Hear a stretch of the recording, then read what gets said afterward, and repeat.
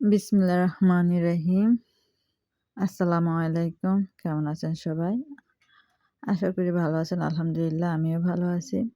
আজ আপনাদের সাথে শেয়ার করব একটা চিতই পিঠা রেসিপি। এটা হয়তো অনেকেই জানেন, বলবেন নতুন কি। তারপরে আমি আমার মতো বানালাম বা আপনার সাথে শেয়ার করলাম। একদম শুকনা চালের গুঁড়ি ১ম এ যে আমার শাশুড়ি মা গুঁড়ি নিয়ে নিয়েছে শুকনা চালের গুঁড়ি। তারপরে গরম পানি হালকা কুসুম গরম যেমন আঙ্গুল সয়।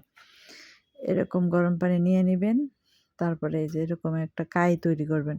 একদম নরমও না, আবার একদম শক্তও না।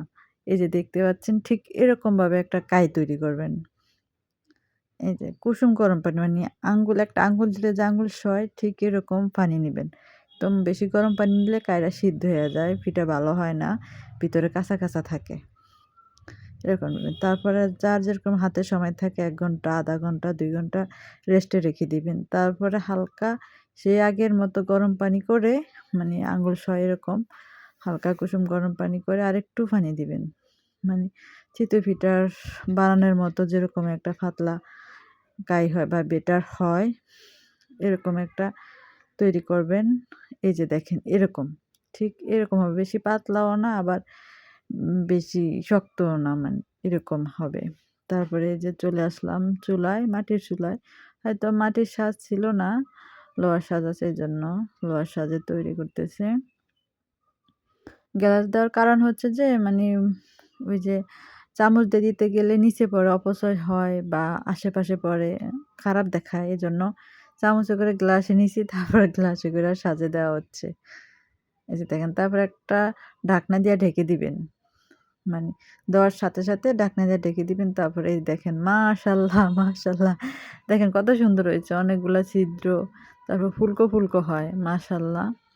নিচে কালো হয় না। ও আরেকটা কথা, মানে সাইডে একটা বাটির ভিতরে একটু পানি আর একটু তেল মিক্স করে নিবেন। একটা যেকোনো একটা কাপড় নিবেন, সুতি কাপড় নেওয়ার পরে মানে ফিতা দেওয়ার আগে সাজটা মুছে নিবেন। তাহলে আর নিচে কালো হবে না বা লেগে যাবে না। যতবার ফিতা দিবেন সাজে ততবার ফিতার কাই দেওয়ার আগে একটু মুছে নেবেন। তাহলে অনেক সুন্দর হয়। এই যে দেখেন নিচে একটুও লাগে নাই। একদম উঠে আসছে আর কালো হয় নাই।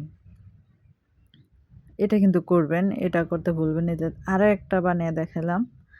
এই যে আমার শাশুড়ি মা বলতে যে, "আপনি করেন, আমি আপনার গ্লাসে নিয়ে দেই।" আমি গ্লাসে লিয়ে দিই আর শাশুড়ি আম্মা সাজে দিতেছে। আমাদের ওই পাশে যে বাটির ভিতর পানি আছে ওইটা হয়তো পুরোপুরি দেখা যায় না। এই আরকি। তো ভিডিওটা দেখলে হবে, লাইক তো করতে হবে, কমেন্ট করতে হবে, সাবস্ক্রাইব করতে হবে। সবাই পাশে থাকবেন, দোয়া করি। আমিও সবার পাশে আছি ইনশাআল্লাহ। সবাই সবার পাশে থাকবেন, আগাইয়া যাবো আমরা। এই যে তারপরে হইছে চিতই পিঠা আর হইছে খেজুরের গুড়। কি যে মজা! খাইবেন আর বানাবেন আর খাইবেন। খাইয়া সব তামা, তামা বানায় ফেলবেন। ঠিক আছে? ওকে, সবাই ভালো থাকেন, সুস্থ থাকেন। দোয়া করি এই কামনা। ওকে, আল্লাহ হাফেজ।